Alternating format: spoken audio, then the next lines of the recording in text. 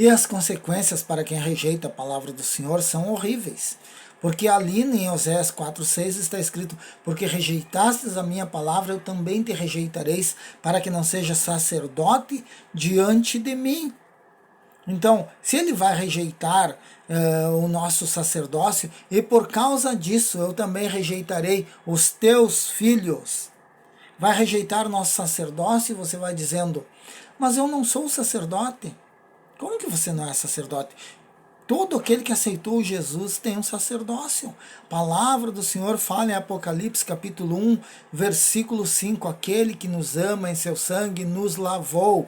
Quando ele morreu na cruz, que ele verteu até a última gota de sangue, ele nos lavou. E nos fez, está escrito nos fez, reis e sacerdotes. Rei para reinar. Como é que você vai reinar? Sobre todo o mal no campo espiritual. Aqui, diante da sociedade, nós temos que respeitar a sociedade, respeitar autoridades, respeitar nossos irmãos, respeitar até as crianças. Aqui nós temos que respeitar. É uma maneira de reinar, é uma maneira de usufruirmos do nosso sacerdócio. Agora, reis e sacerdotes, nós vamos reinar no campo espiritual de acordo com Lucas 10:19. Eis que vos dou poder para pisar escorpiões, serpentes e toda a força do inimigo. A partir do momento que nós temos um sacerdócio para entrarmos diante de Deus e o nosso advogado, eu falei para vocês que é um reino, é um tribunal, nós estamos diante do tribunal, nosso advogado é Jesus, esse advogado não perde batalha, isso está na primeira carta de João, capítulo 2, que nós não temos com que nos acovardar, que nós temos um advogado que está diante de Deus, sentado à direita de Deus. Então, ele é que faz a penitência, as petições nossas para o Senhor Deus lá, diante de Deus, sentado à direita, intercedendo por nós.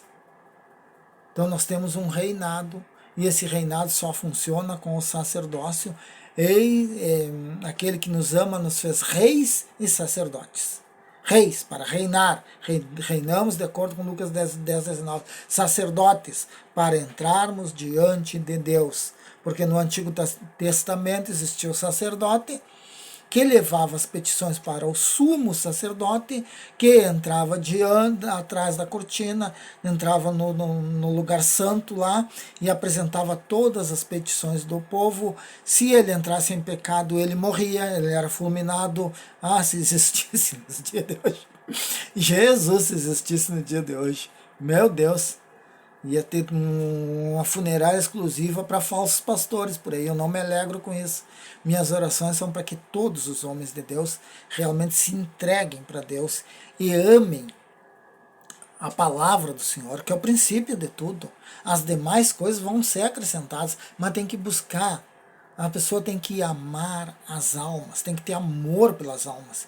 E o amor pelas almas, ele inclui um monte de regras e leis que vocês acham que não. Mas inclui, por exemplo, quem tem amor às almas nunca vai deixar de pedir o dízimo e a oferta, porque o dízimo e a oferta é para mantimento da casa do Senhor. Sem dízimo e oferta não existe congregação. A igreja não tem ajuda do poder público e nunca vai ter, porque se um dia tiver, ela infringe a palavra de Deus. Por que existem muitos escândalos? Me esqueci o nome lá agora. É o tribunal lá. De pastores que pegaram dinheiro do poder público e estão lá diante do... agora me esqueci o nome. Outra hora eu vou lembrar. Eles estão lá respondendo lá. Por quê? Porque Deus não quer que pegue. Deus instituiu o povo dele para sustentar a casa dele. Ele disse em Malaquias: trazei todos os dízimos à casa do tesouro, para que haja mantimento na minha casa. Aí muitos vão dizer: mas esse Malaquias é Antigo Testamento.